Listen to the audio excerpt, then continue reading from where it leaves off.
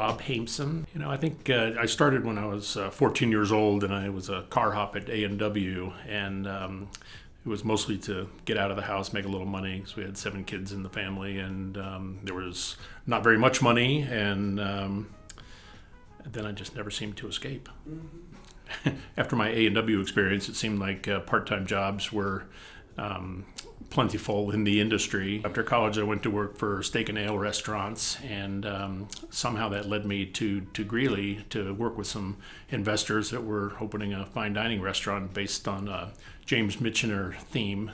It was called Potato Brumbaugh, and it gave me the opportunity to get into ownership, and that's really what I wanted. So I wanted to end up owning my own restaurant, which I did.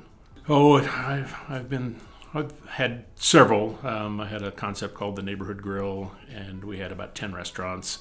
And then most recently, in the last 10 years, I had a sports bar called the Roadkill Sports Grill, and sold that about 5 years ago. And now I just am a commercial real estate broker and loving my life. I think the people primarily, both the guests and the employees. I always tried to anybody that ever worked for me with me, I always tried to make them a better person when they left than when they started. I think probably the evolution of the labor force, and I think it's been very difficult, particularly lately, I think, for people to find enough good quality people and pay them and still make a living without having to raise their prices and driving off clientele. So I think we're seeing a little more self-serve kiosk type arrangements, and that sort of middle ground is going away pretty quick. So it's either full serve or self-serve, and not a whole lot in between. So that really is kind of the surprising, sad reality. Other than don't do it, I think it's a hard business. It's a lot of work. It's a lot of hours, but it's very rewarding, and I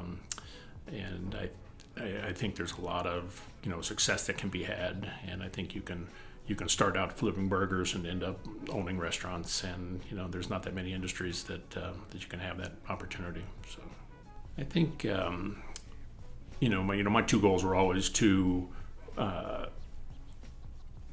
recognize and provide hospitality and taking care of the folks. And I think if you hire nice people and you teach them what to do, and they have good attitudes and personalities, they are trainable. And if you do that and they take care of your folks, then you will be successful, and everything else kind of takes care of itself.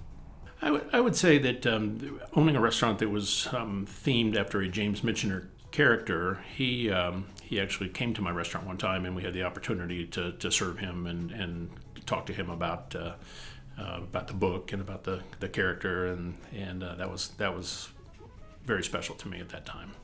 I'm very honored to receive this award. It's kind of the culmination of my very long career in the industry, and I'm very appreciative.